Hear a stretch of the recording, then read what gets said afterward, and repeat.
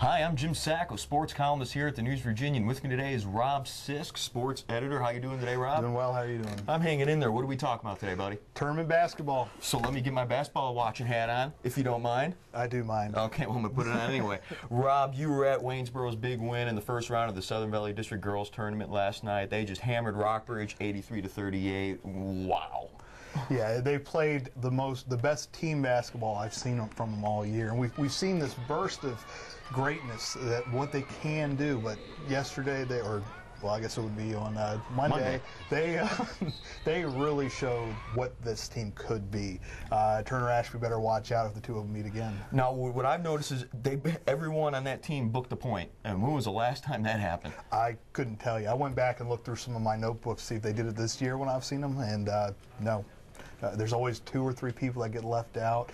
But yesterday, everybody, and what was great about it is Howard Berry. She hit the final point at the buzzer to give her. She was the last person to score, and gave everybody a chance to be in the scorebook last night. What was it? What's that gym like? I know sometimes the Wayneboro fan support for girls basketball, football, and a few other sports can be suspect at best. What was this gym like last night with an district undefeated team that Wayneboro has for the first time since quite some time? It was surprisingly very quiet. The first quarter, people were a little excited, but after Wayneboro, ran away to a 40-9 first half lead, they gave. I mean, what's the point of cheering at that point? I guess is what they were thinking. Devin had some pretty cool moves. Everybody got excited about, but all around it was a quiet gym. What about Secret Stubblefield's quote claiming that I don't care what the polls say, I don't care what people say, they're the number one, they're one of the top teams in the state? Well, if you're a coach, that's what you got to think, and that's what you got to tell your kids. We're number one, no matter where you're ranked, no matter what your record shows. You got to get these kids believing they can do it, no matter what they read in any newspaper, online, VirginiaPreps.com, any AP poll, any acronym poll you think of. These kids can't think about those when they're playing these games. This team has come under some criticism regarding how this amount of scoring they're doing and the intensity that Secret Stubblefield has coached them with. Personally, as the sports columnist here, I don't see a problem with this because, A, you got a group of girls who are 16, 17, 18, believing in themselves, believing they can beat anybody on any given night in any given game, and what's the problem with that? Tell me about the intensity she's coaching with on the sidelines. You were there last night. I mean, is she up on her feet? Is Secret running around screaming and yelling? I mean, what? I haven't seen Secret Stubblefield sit once at a game. She's very loud. Her players know she's there. She's talking with them constantly. And yet some people can see that as a bad thing, but the players seem to like it and they rally behind her. Personally, I love it because I think a lot of people forget that this is a Wayneboro team that everyone was kicking their butts back in the old days. We went back in the Valley Tournament. They were the ones losing by 30. They're the ones losing by 40. They're the ones getting, players playing to the last second to pad their stats.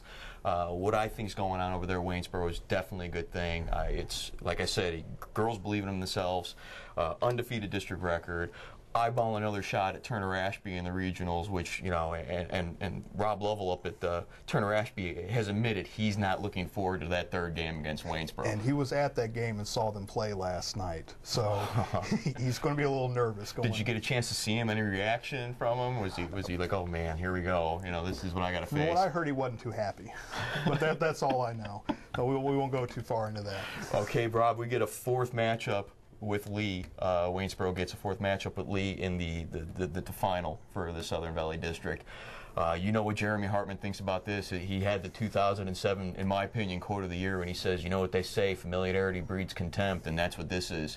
Talk about this fourth battle between these two squads and what's this going to end up like.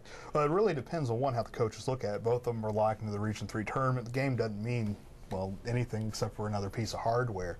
But at the same time, both teams probably really want to beat each other before and show that they can do it before they go into the tournament. I think it's going to be a really intense game. I think both coaches want that momentum to go into the Region 3.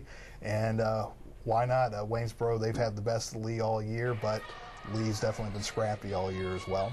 And this is what high school basketball should be. Two teams that know each other, but two groups of girls that play with and against each other during the course of the off season.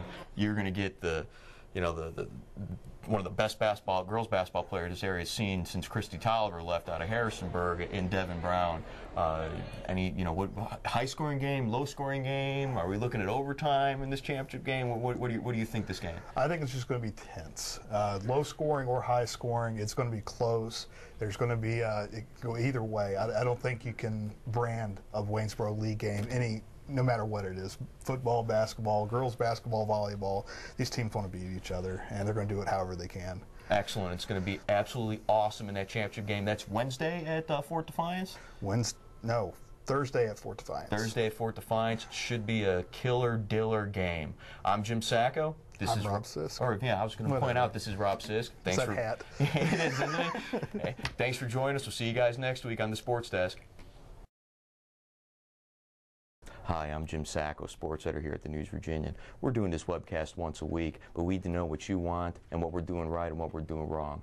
So you got to email us at sports@newsvirginia.com and let us know. Also, feed us some questions. We'll try to answer them on the air. Also, if you email us, you can let us know why you should be on the air. We might let you join us for a week. We'll talk to you guys later on the Sports Desk.